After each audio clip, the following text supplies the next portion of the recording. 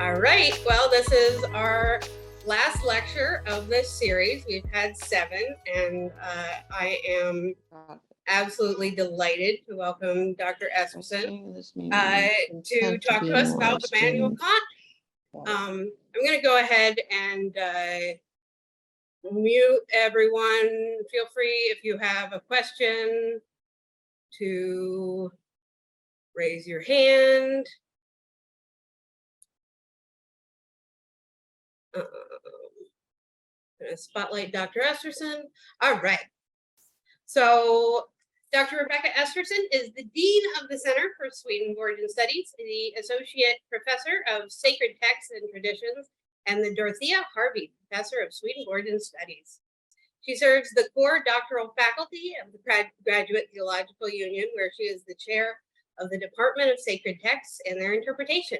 She earned her PhD from the Graduate Division of Religious Studies at Boston University and her Master of Theological Studies from Harvard Divinity School. Some of her research interests are the history of biblical interpretation, hermeneutics, Jewish-Christian relations, 18th century intellectual culture, Christian Hebraism, and comparative religious studies.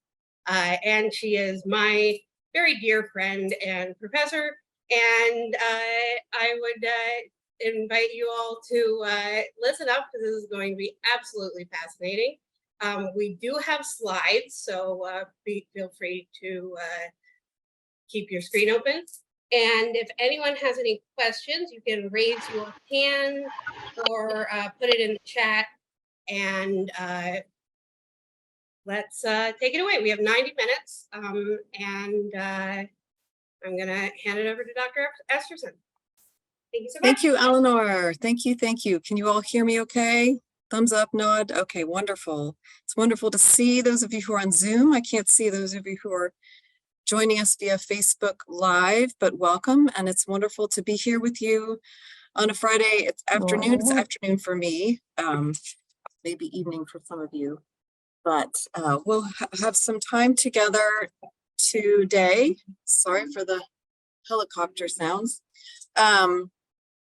Just wait for that to pass. To discuss the topic of Immanuel Kant and Immanuel Swedenborg, our two Immanuels, at the borders of metaphysics. I would like to just say at the outset that I am not trained in philosophy. Philosophy is not my field of study.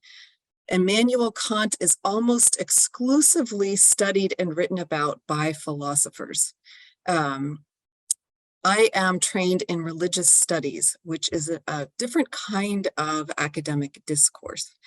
And so my approach to studying Immanuel Kant comes from a slightly different angle than he's typically studied. I am, however, I come with some knowledge in Swedenborgian thought and theology, and most scholars of Immanuel Kant do not have that background. And so oftentimes there's a bit of a puzzlement when it comes to Kant's relationship to Swedenborg. I do, however, want to let you know about this book that has just come off the press at the Swedenborg Foundation in the last couple of weeks by Friedemann Stengel. It's an English language translation of his German language book that was originally published, I think maybe 2011, but this English language translation has just come from the Swedenborg Foundation, titled in English, Enlightenment All the Way to Heaven, Immanuel Swedenborg in the Context of 18th Century Theology and Philosophy. And Stengel has a sizable chapter on Immanuel Kant, Swedenborg's influence on Immanuel Kant, the relationship between these two philosophers. So if you're interested in this topic, I highly recommend getting on the Swedenborg Foundation's website and looking for that book. It will tell you a lot. So with those opening remarks in place, I would like to pose a question to get us going. If we think about the kinds of experiences that we might call supernatural or mystical or spiritual, experiences that human beings, prophets or mystics, sometimes have of another world or of some special event. we think about these kinds of experiences, is there any way that we can know for sure that they are true? If they are experiences we do not share or have not had, can we really know for sure that they are true? What kind of evidence is required to know with certainty that someone's experience of the spiritual or the numinous is real or is true? So maybe I'll just pause and see if anyone has any thoughts about that, either in the comments or by raising their hand. Go ahead, Kim, and then Karen. I would just say that, like, over the years, having read a lot of things, I have sort of an intuition that when I read certain things register as true, and certain things register as, maybe not true. So there is an intuition about it. Yes, it's their personal experience, but I don't know. I don't know Yeah, about you, great. but I can tell when something rings true. Excellent, excellent. So kind of personal affirmation coming from within that there's some truth in someone else's experience. Go ahead, Karen.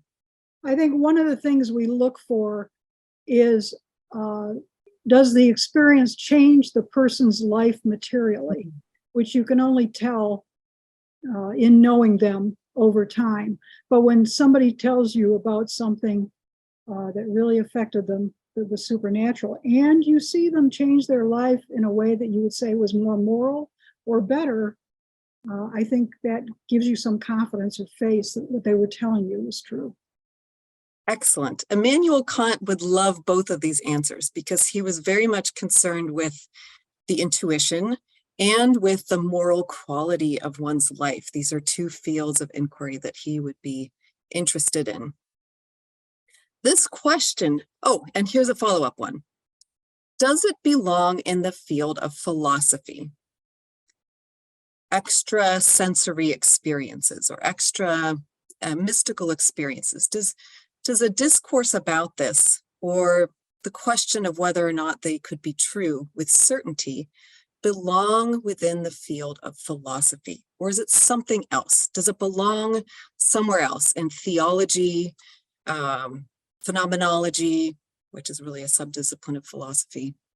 What do you think about where it might fit in terms of academic disciplines? Kim, did you want to comment on that as well? Well, given that Descartes, our famous philosopher, basically had a thesis on proving the existence of God, that God exists, that's true, it feels like it fits okay in philosophy to me. Okay, Descartes will come up in our time together today. Okay, well, let's keep these questions in our mind as we move forward. These are questions we have some answers in the chat too. Okay, I'm going to keep moving, but please keep the conversation going in the chat. You are welcome to just have as many side conversations there as you like and keep the gears turning. But these are questions that occupied the thoughts of Immanuel Kant, the great German Enlightenment philosopher. These were questions that inspired his deep engagement, especially with the life and writings of his contemporary Immanuel Swedenborg. Kant was born some 30 years after Swedenborg, and they overlapped very much in terms of their public discourse. Kant and Swedenborg had in common not just their first name, but their pietist Lutheran upbringings, with an emphasis on the inner life, moral law, and practical religion, over and above the externalized, ritualized expressions of faith. So they have this in common in terms of their religious upbringing. Both were also steeped in the natural sciences as students and in the Latin classics. They were influenced by some of the same thinkers, especially Descartes and Leibniz. There are lots of other kind of Fascinating parallels we could explore, such as they both had a theory of the nebular hypothesis, or the idea that the planets and the sun were formed and condensed from gases, that they condensed in a sense and became what we call the sun and the planets. Swedenborg's hypothesis predates Kant's, or the Kant-Laplace hypothesis, by a few decades, which is interesting in terms of the history of science. But they both had this interest in physics, astronomy, etc. In his mature philosophy, Kant was concerned with the limits of what we can know through shared experience and the use of reason. He questioned whether we should bracket areas of metaphysics that considered the existence and nature of spiritual realities, whether we should limit philosophy to those things that our senses and our mental faculties could reasonably demonstrate with certainty. His aim was practical and sensible, even if his style is notoriously opaque. If you've ever tried to read Kant, you'll know that it's no easy task. Many of his own ideas about the nature of spirit, perception, and language demonstrate a Swedenborgian influence, despite a concerted effort to distinguish his thought system from the Swedes. As one essay puts it, we presume that in Swedenborg, Kant perceived a sort of twin brother, a counterpart from whom he found it vitally important to distinguish himself, as we will see. This lecture will explore the ways Kant's public equivocation regarding Swedenborg reveals his own journey of attraction to the kinds of worlds and ideas that Swedenborg traveled in. Kant sustained an ongoing interest in Swedenborg through important periods, both before and after the development of his critical philosophy, despite the fact that Swedenborg was someone who wandered freely beyond the worlds and levels Kant limited himself to, soaring to locations outside the reach of our physical senses and our rational minds. Swedenborg became, for Kant, representative of his own admitted attraction to worlds on the other side of the boundaries of reason. We learn of Kant's fascination with Swedenborg through his private correspondences, his university lectures, and his published writings. We will only have time here to briefly touch on these things. So first, in a 1763 letter, a now famous letter to one Charlotte von Knobloch, in which he outlines the results of his investigation into the rumors of clairvoyance surrounding Swedenborg. Those of us who've been in a Swedenborgian context for some time might know that there are three stories in particular that circulated in Europe of clairvoyance that Swedenborg was able to, in two of these cases, communicate with loved ones who had passed on and communicate messages that were confirmed by those living. And in the third instance, Swedenborg had a vision of a fire in Stockholm. And he was very far away at the time, but he had a vision that there was a fire possibly threatening his own home. And it was later confirmed that this vision was true. We are indebted to Immanuel Kant for the account of these three events. He was the one who investigated them and wrote them down. Kant sent a friend to investigate these events, to interview witnesses, and to speak directly with Swedenborg and report on the collective evidence in positive terms. And he notes in this letter to Charlotte that Swedenborg's extraordinary gift is beyond all possibility of doubt. So he totally gave it 2 thumbs up. He investigated, he said, yes, by all accounts, this sounds like this was legitimate. He mentions his frustrated attempts to correspond directly with Swedenborg and awaits with longing the publication of a forthcoming book by Swedenborg out of London. This is in the letter. This enthusiasm on Kant's part is not sustained, or if it is, his public rhetoric about Swedenborg takes a very different tone. Kant also discusses Swedenborg in his university lectures, the notes from which we have from his students, including Johann Gottfried Herder. Swedenborg's name arises in the lectures when Kant is discussing the possibility of communication with spirits. And he encourages his students to neither reject outright nor accept naively Swedenborg's visions. For, quote, to dismiss all must deny soul or state after death. Phantoms have fooled 99 times out of 100. Thus, one inclines not to believe the probability in the majority of cases, but do not dismiss them all summarily. Do not call liar, but rather non liquet, or not proved.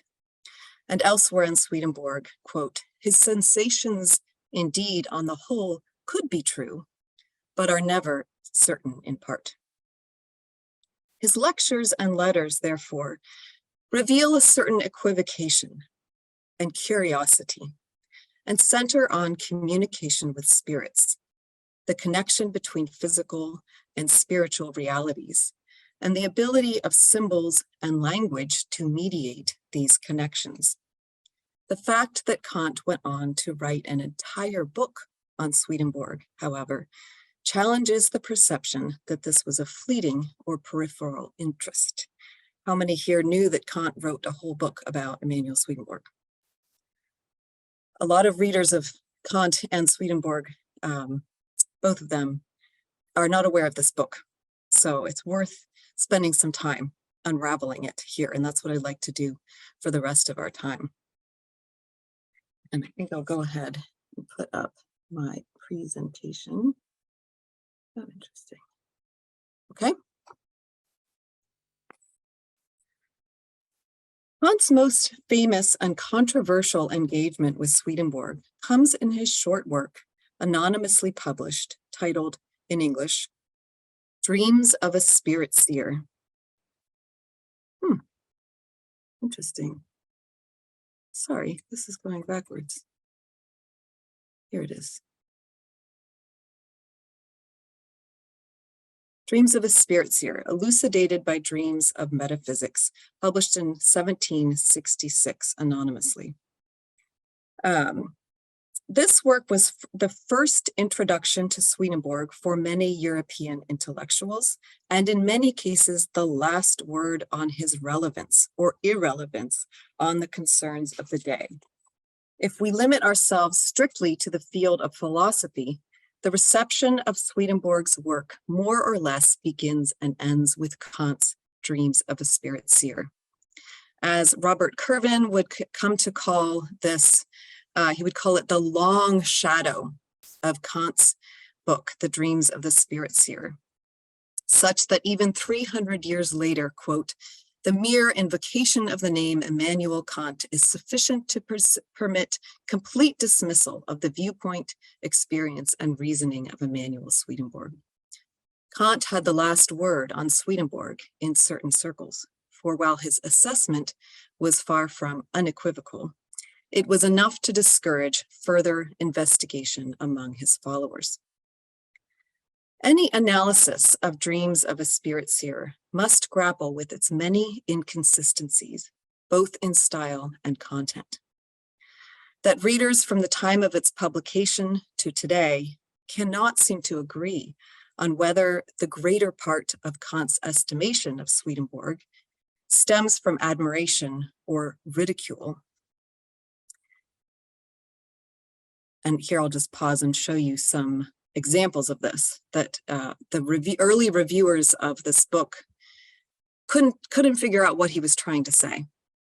Kant would mix his admiration and his ridicule for Swedenborg within the chapters of this book, and the reviewers couldn't parse it. They couldn't figure it out. So here's just a few examples. Johann Georg Heinrich Feder wrote, after reading through these pages, we've become doubtful whether they were written in jest or earnest, and at any rate, both are almost always together.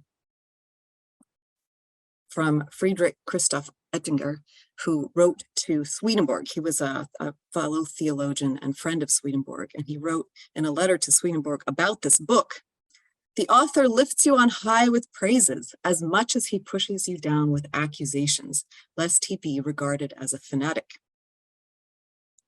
And from Herder, who was also the student of Kant's who recorded those notes, he advised those who were curious about Swedenborg to read Kant's book instead of Arcana Celestia, which, quote, "which is here amusing when it could have cost effort."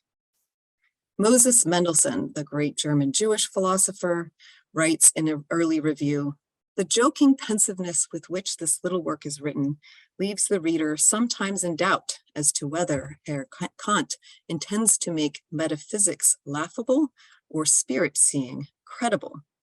And Immanuel Kant responded to Mendelssohn's review in a letter, and he wrote, "It was difficult for me to devise the right way to clothe my thoughts, so as not to expose myself to mockery. It seemed to me most advisable to forestall others by first of all mocking myself, a completely honest procedure since my own mind was conflicted on this." So we see that Kant admits his own state of being conflicted, and at least some of the time intentionally vague and contradictory. And this is certainly the case as we enter into the contents of this book. We will see these contradictions appearing. So Kant's book is divided into two parts. The first, which is dogmatic, and the second, which is historical, deal respectively with the universal questions of metaphysics and the particular case of Immanuel Swedenborg. In an introductory preliminary report, make sure these are preliminary report, promising very little before the actual treatise. You can see his sense of humor already coming out. Kant wonders at the proliferation and success of otherworldly tales, of, quote, hypochondriac emanations, fairy tales, and convent miracles, end quote. Should a philosopher admit even one of these tales, or should such things be rejected categorically? Kant, seeking to balance dogmatism with skepticism, answers that it is just as foolish to discount them all as it is to believe without discernment, and admits to his own credulity. Quote, "The author of this treatise tried to avoid the former prejudice and thus allowed himself to be somehow led astray by the latter. Thus he admits with a certain humility that he was naive enough to undertake an investigation into the alleged truth of some of the stories of the kind mentioned. He found, as is the case when one has nothing to look for, he found nothing." In defense of writing a book on this topic, Kant writes that he spent much time and money and effort reading a large work. People debate whether this is Arcana Celestia or Mind-Body Connection, which of Swedenborg's books he's referring to. I think it was Arcana Celestia. And it shouldn't be wasted. This time and money that he spent should not be wasted. Anticipating the bewilderment that readers would face, he concludes, "Out of these circumstances arose the present treatise, which, as we flatter ourselves, ought to satisfy the reader fully regarding the nature of the subject, with the result that he will not understand the noblest part, will disbelieve the bulk, and simply laugh at the remainder." Given the confused reviews and responses to his book, summarized above, Kant surely succeeded in this goal. The first chapter of Dreams of a Spirit Seer sets up a series of questions about the connection between the body and the spirit, and about the nature, substance, and location of spiritual realities. Throughout, Kant repeats his general opinion that while he is, quote, inclined to affirm the existence of immaterial beings in the universe, end quote, including his own soul, definitive proofs regarding such questions are beyond our reach. Thus, while he cannot say whether or not spirits exist, or what spirit even means, he can compare the experiences different people report concerning spiritual realities, and by observing which of these reports align with his own imperfect perceptions and which run counter to his perceptions, something can be clarified. So in some moments, he's doing something similar to what Kim was suggesting. He's checking in with his own sense of intuition. With this methodology in place, Kant moves on in the second chapter, titled A Fragment of Occult Philosophy to Reveal Our Community with the Spiritual World. And he presents a description of the spirit world very much resembling Swedenborg's reports, though he does not yet name Swedenborg.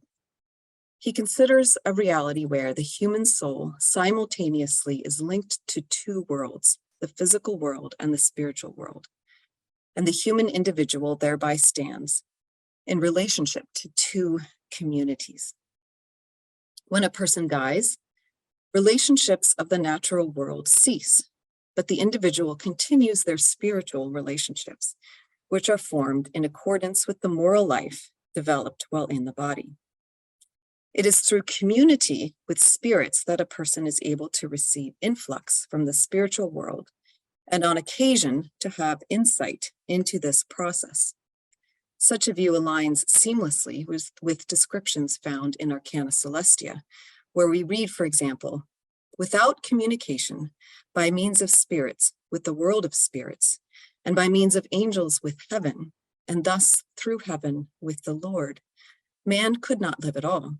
His life entirely depends on this conjunction, so that if the spirits and angels were to withdraw, he would instantly perish. That's Swedenborg, Arcana Celestia number 50. Kant's descriptions of influx from spirits aligns with Swedenborg's correspondences. Insights from the spiritual world come in the form of symbols or representations, which take on different configurations with different people according to their different constitutions. The heterogeneity of representations is an obstacle for us in understanding spiritual realities, but not too great an obstacle. Quote, in this way, it is not improbable that spiritual impressions could penetrate into our consciousness if they were to stimulate images in our imagination, which are somehow co-related to them. Co-related, that's sounding a lot like correspondent. In this way, ideas communicated under the influence of spirits tend to take concrete shapes in the signs of language which is customarily spoken, end quote.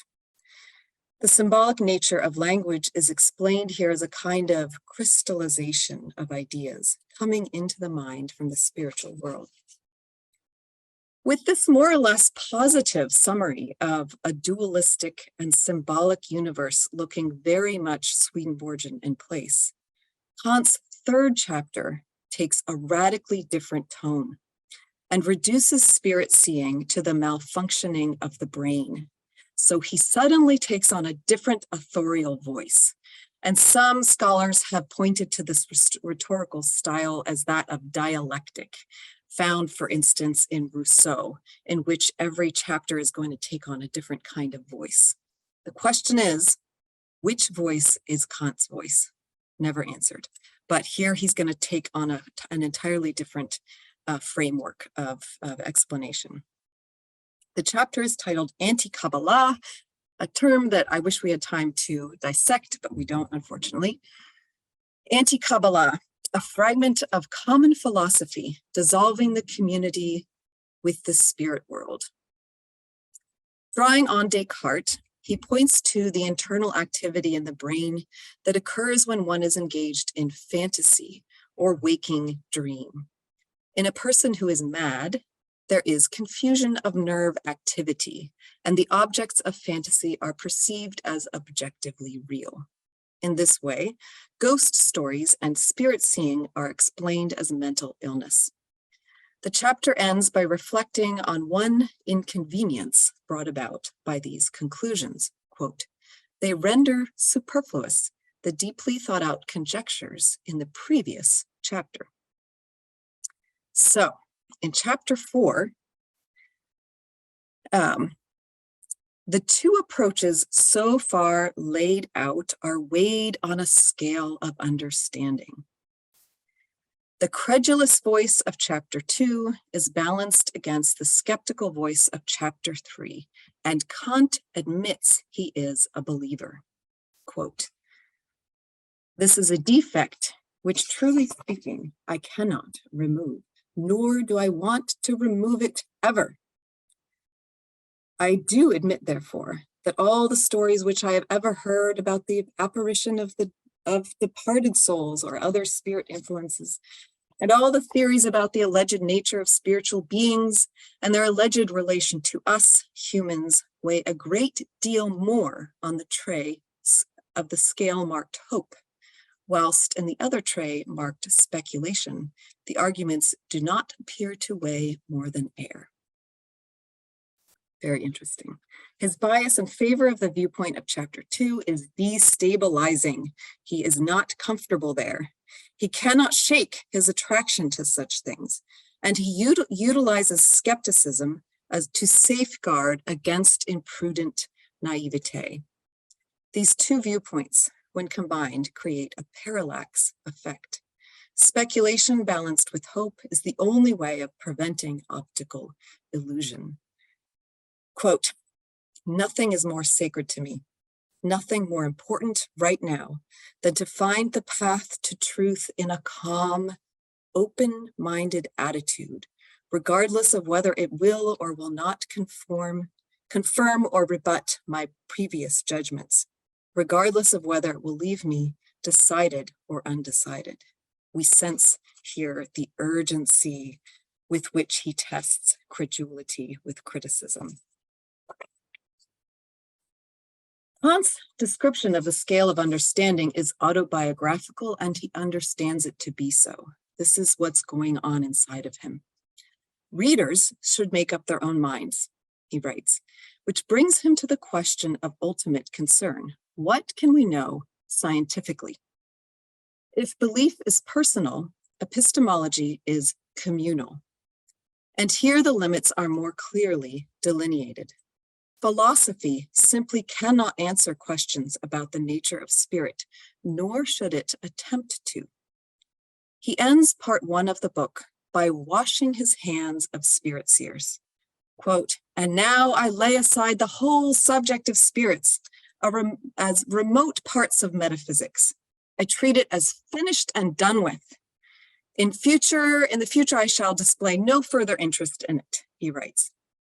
But rather than putting the subject to bed, this statement marks the end of his personal confessions, for the thrust of the remainder of the book is to create a distance between his own ideas and those of Swedenborg, who he finally addresses by name.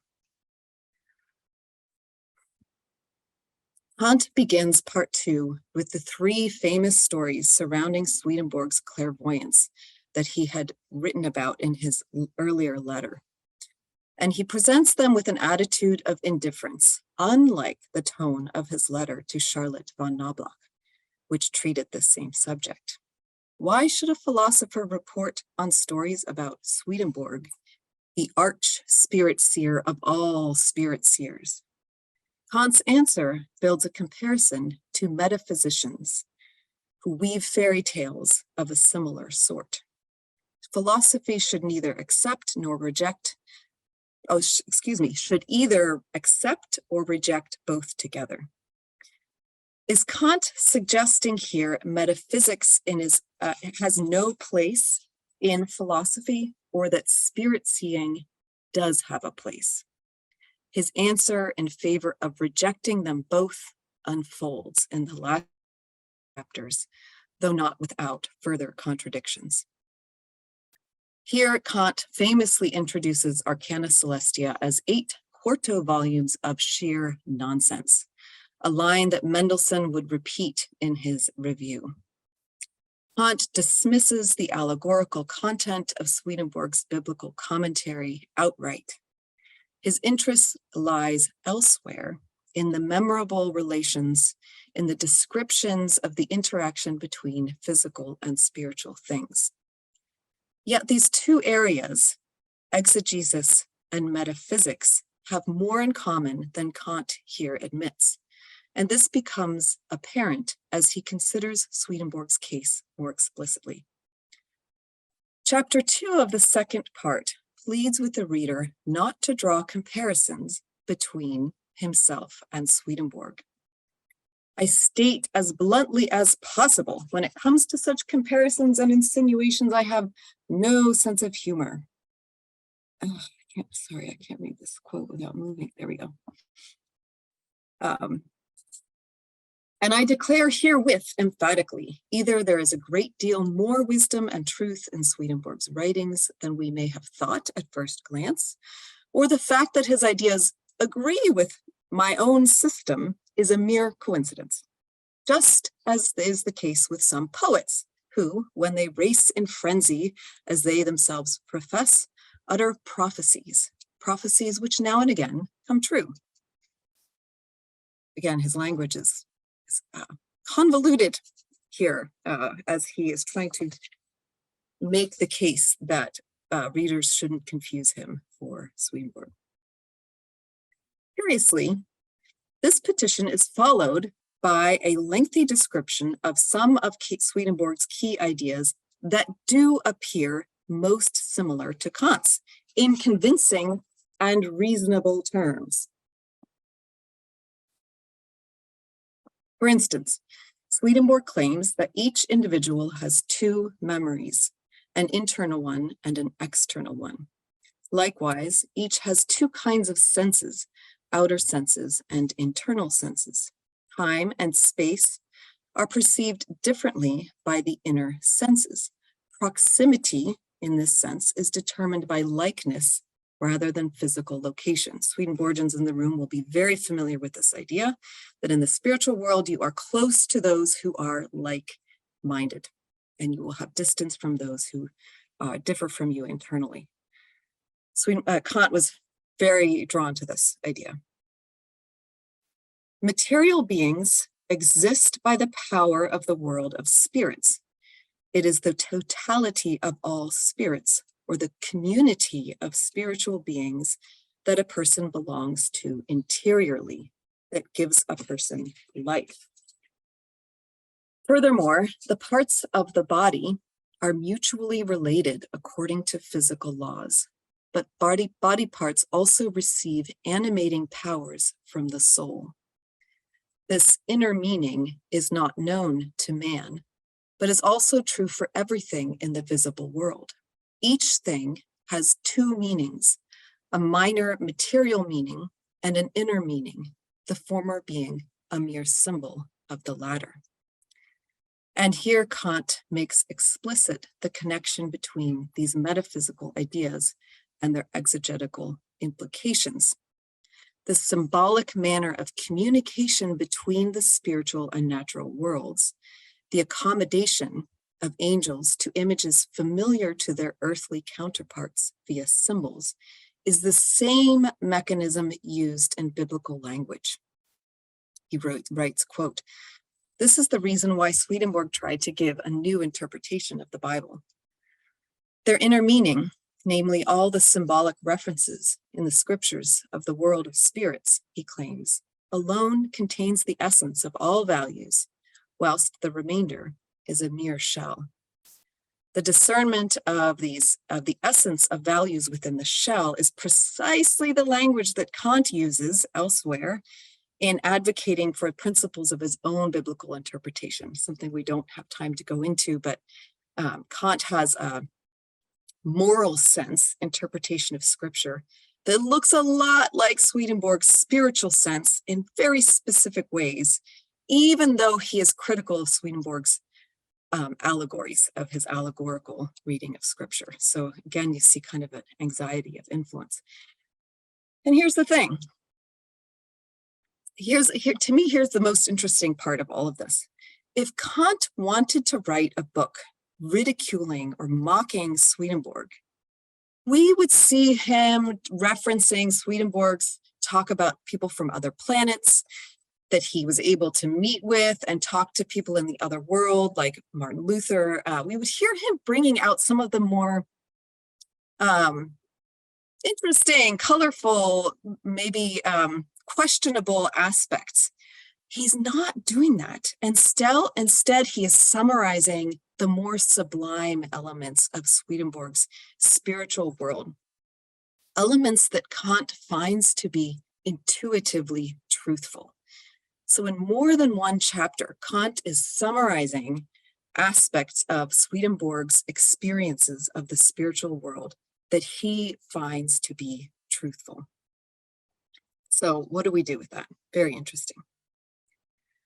As if anticipating the reader's comparison with Kant's own interpretations of the Bible, he interrupts this summary with open ridicule of his subject. Quote, "I'm tired of copying the wild vagaries of the words of all dreamers, or of continuing with his descriptions of the state after death."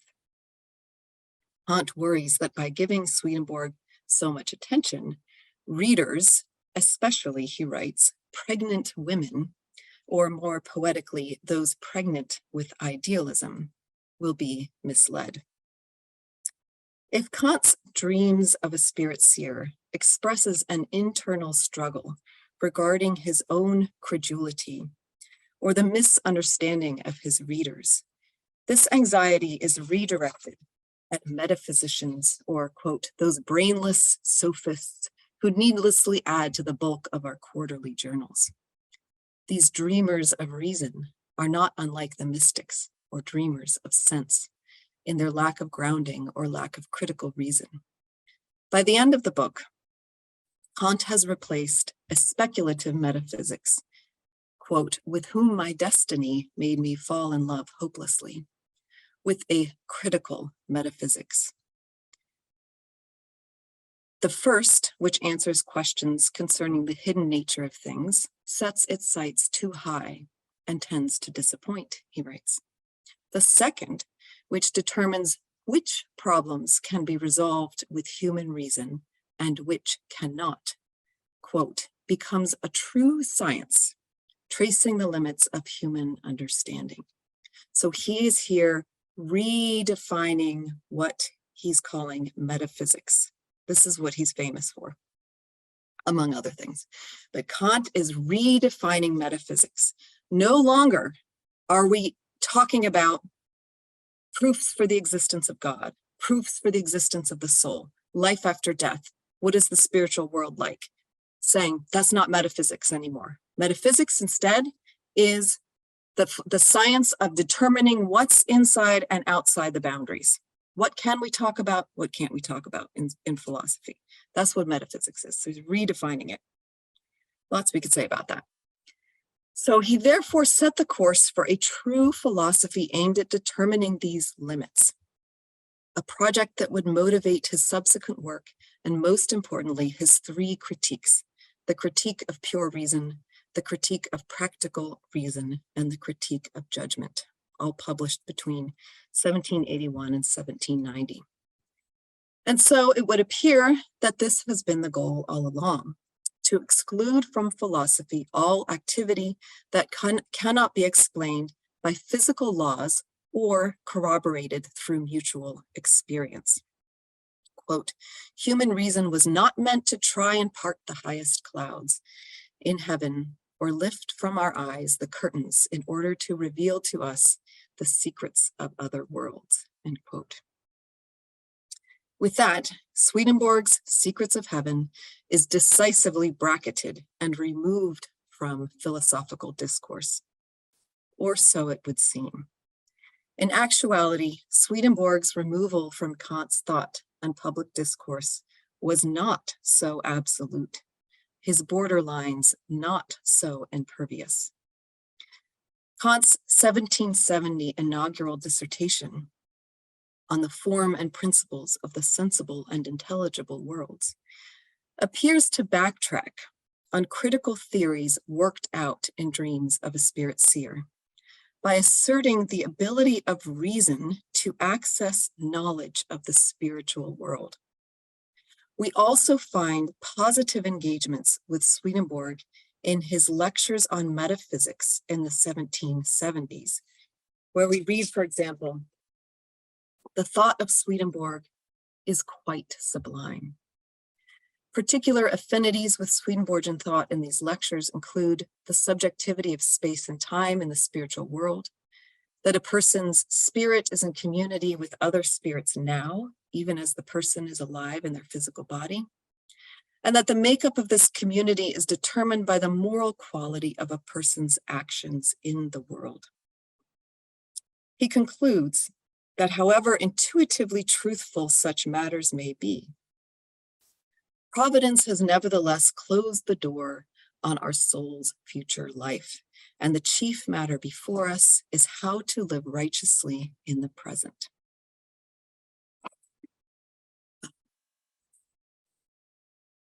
Stop sharing as I conclude. Swedenborg was a bothersome figure for Kant in that he represented so much of what he rejected with his critical philosophy, while also producing concepts and interpretations that had a great deal in common with his own. Swedenborg's particular iteration of Neoplatonic themes is one that Kant wrestled with intimately as he attempted to reform the field of metaphysics.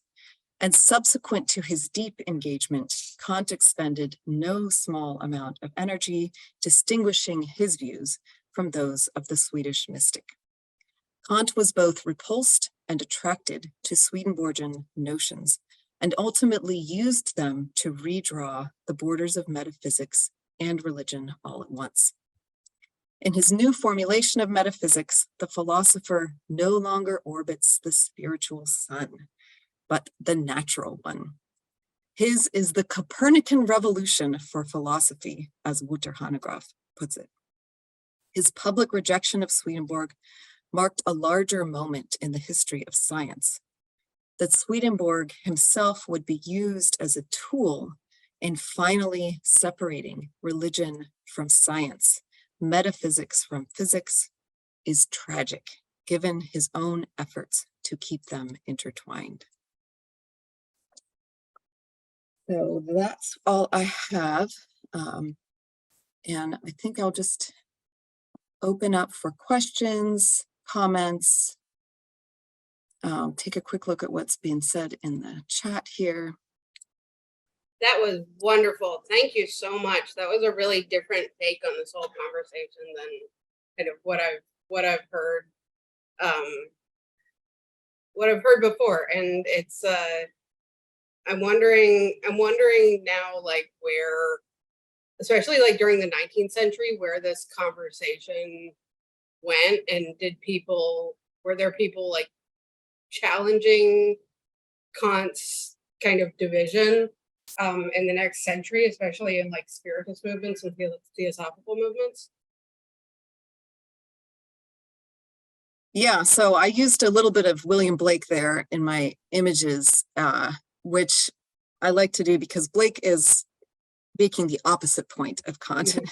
Mm-hmm. Kant is trying to bracket out all of these mystical experiences, whereas Blake is going to say, and this is true of a lot of the romantic figures of the time, that those who are just trying to reason out religion and truth are completely mistaken, are on the wrong path, and they're never going to get where they think they're going. So that's William Blake's approach. You know, he's going to be critical of philosophers like Kant who want to focus on reason and rationality.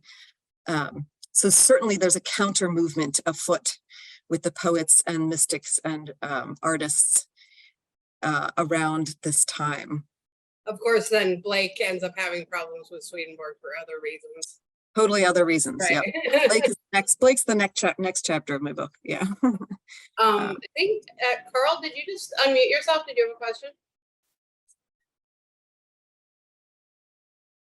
Did he? No. What do we have in the chat? We have a question about Michael's wondering about this word anti-Kabbalah. I wonder about that word too. Nowhere else in the book does does Kant reference Kabbalah. In my book, which is coming out in the next few months, I'm very interested in Kant's anti-Judaism. Anti-Judaism is another thing that Kant and Swedenborg have in common. The way that Jews and Judaism serve as kind of a figure for legalism and for false piety. So the word anti-Kabbalah is very interesting. Why the reference to Kabbalah in particular? He seems in that chapter to be drawing a connection between folks like Leibniz, the metaphysical philosophers of his day with whom he's lost patience. And he seems to be using this term as a way of dismissing, you're all Kabbalists, as dismissing, wrapping them up in this category and dismissing it. But the anti-Jewish tone is something that I parse in my other work. fascinating. Thank you very much, Rebecca, for a brilliant lecture. Something that I really value. First of all, what is the name of the book that you are that's coming out?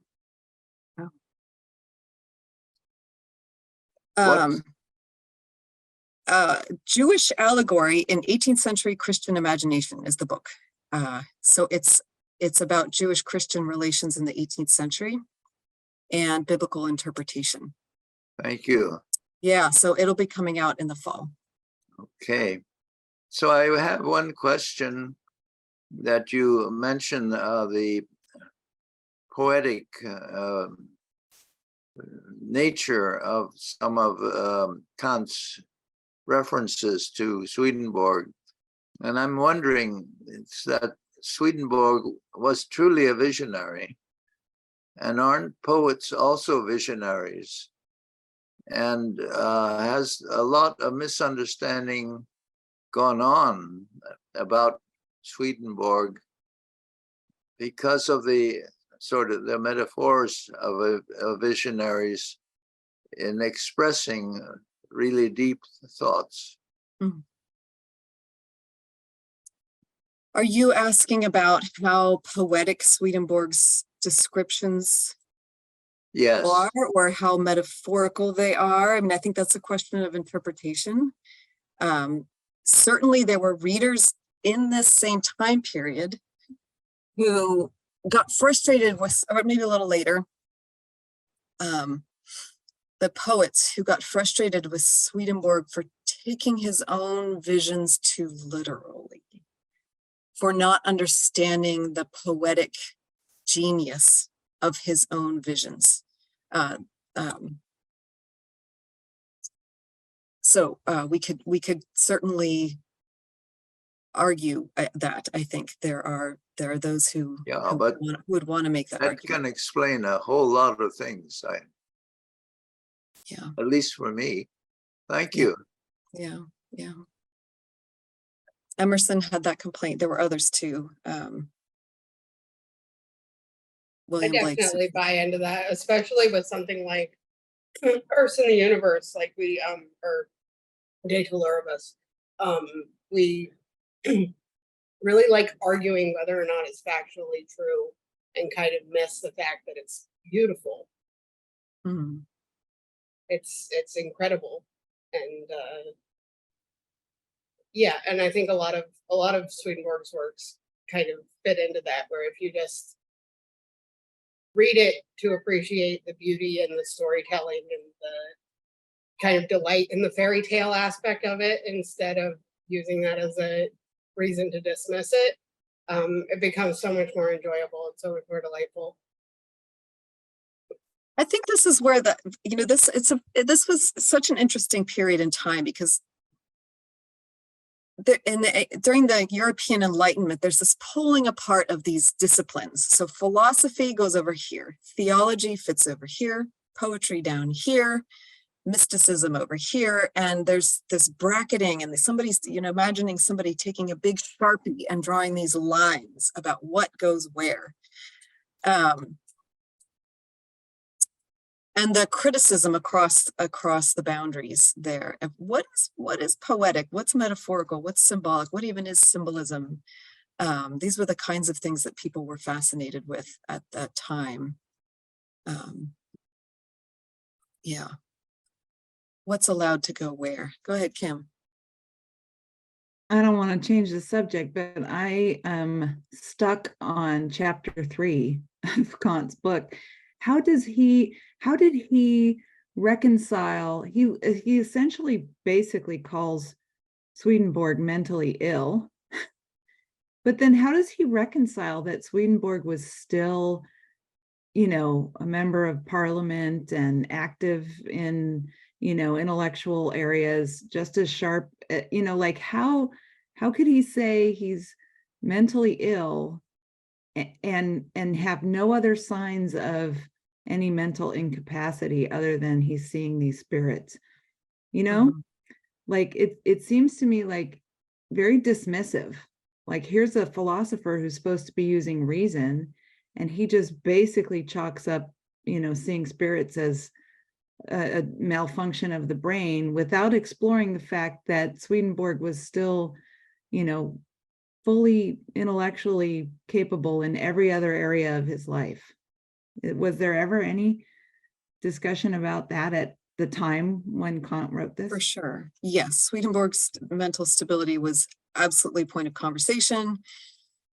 We could say a lot about what was being said, the rumors around Swedenborg's mental health. I should point out, though, that in the book, the chronology of the book, the first part where chapter 3 occurs is not yet referring to Swedenborg personally. It's dealing with spirit seeing in general and questioning whether this is evidence of madness in general. When I know, he does begin to talk, thinking of Swedenborg, right? for sure. And when he does begin to write about Swedenborg, this kind of comes into it because he does sort of summarize Swedenborg's biography in more or less positive terms. So I think he is raising that same question that you're raising of, here we have somebody who's totally functional, not only functional, but contributing member of his community on lots of levels. So how do we make sense of him as a case study? Yeah. Sorry. No, go ahead. I often wonder how much, because Kant makes this argument, and I wonder how much Swedenborg's own work on the brain he was reading, because he had been pioneering, exactly this idea that that there's something, that there's a connection between how your brain is operating and mental illness. Swedenborg had, 20 years before. And so I wonder like how deeply in aware of that Kant was when he was writing this. Yeah, I don't think he was aware of Swedenborg's writings on the brain. Maybe he was, but I think he was reading Arcana Celestia primarily, and maybe soul-body interaction, but I don't believe he was reading Swedenborg on the brain. Yeah. That's very interesting to me. Mark writes, haven't read Dreams of a Spirit Seer yet, but it seems it was a bit of a hatchet job to relegate ES to the margins of philosophical discourse. It's a complicated book, right?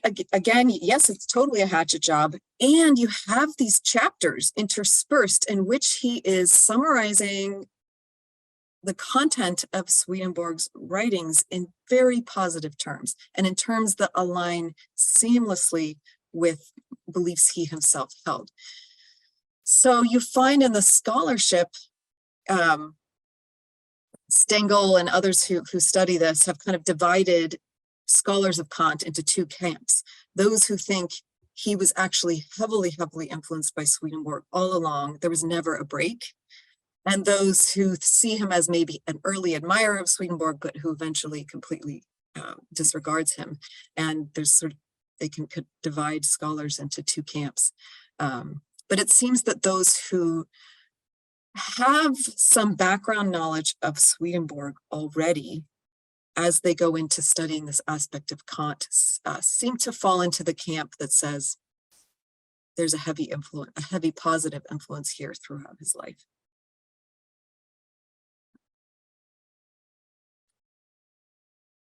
To some extent, it seems to me like an academic rejection of an engineer who has moved into the world of philosophy by somebody for whom philosophy was their stated interest, and that Kant is so much aware of how the personalness and humility of Swedenborg, and talking about things that he considers personal that wouldn't be done in the world that he has, chosen as his path.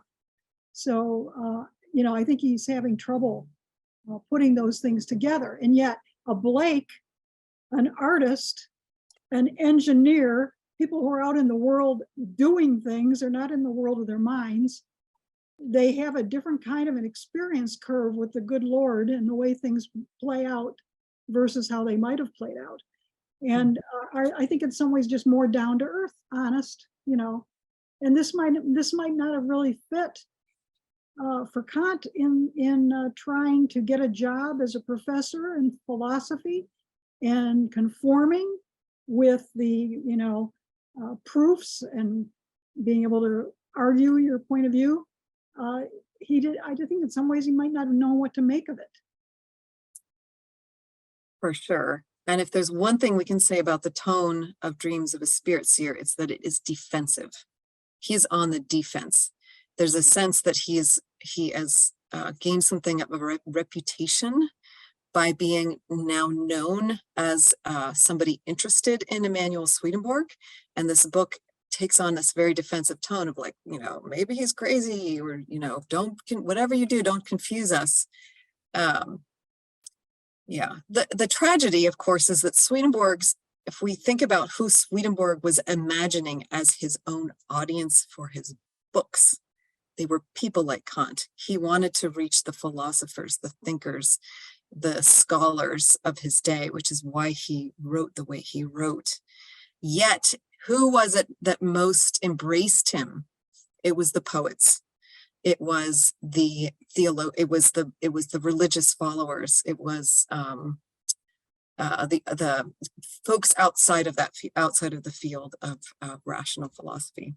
I want to add one more thing to that, which is that when Swedenborg was working on like De Anima, like his work on the soul in the early 1740s, he actually presented a paper on the nature of the soul to the University of Uppsala, and he was kind of laughed out of academia because they were saying, "Oh, this isn't science, this is philosophy." So he's right at this place where he's like, trying to break into like the philosophical world, and in the middle of doing this shift. And so I think that what Karen was saying is like totally rings true for me, that there was kind of a defensiveness between different academic disciplines, and kind of there were borders being drawn, and Swedenborg was kind of it was violating that what they wanted to make a hard and fast distinction because it's more politically and spiritually easy.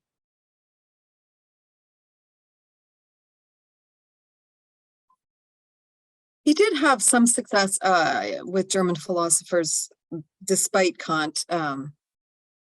Schelling's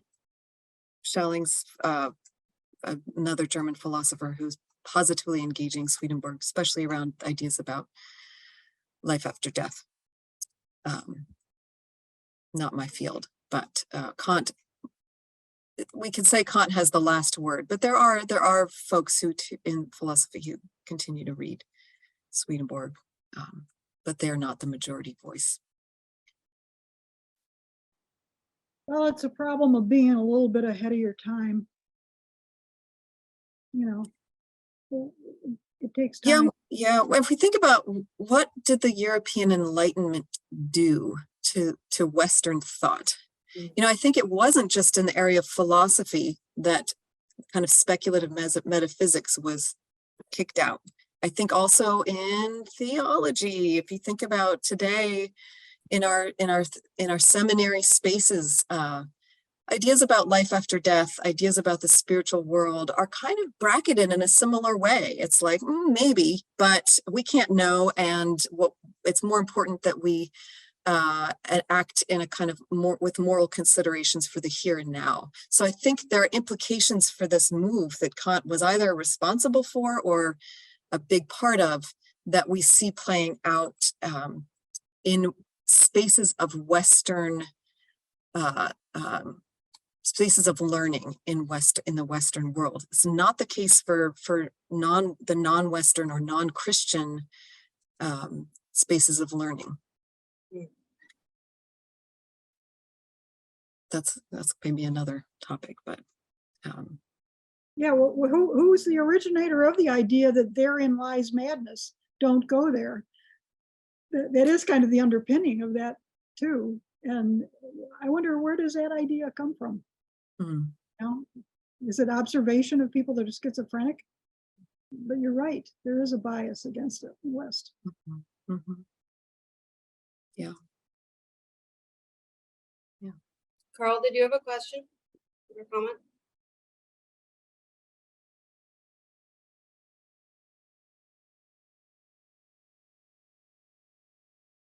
Do we have any more questions? This is fantastic. Wonderful conversation, wonderful talk. And we're just over an hour. So this feels, if there's no more questions, I think this is a good place to wrap it up. Thank you so much for joining us, Dr. Esterson. This was an absolute treat and a wonderful way to wrap up this whole lecture series. It's been super successful. I'm going to be working on editing these and getting them on YouTube. So stay tuned for that. And thank you everyone for being here. Thank you everyone for tuning in and being engaged and joining with us in this journey, these past few months. And I'm going to see you all around. And with that, I bid you peace and power, love and light. Thank you, Eleanor, for your work on this series, and thank you especially to those at the Swedenborg Chapel who put this together, this whole series. Thank you. Thank you very much. It's been a delight. All right, everyone. Have a good night. Thank you. So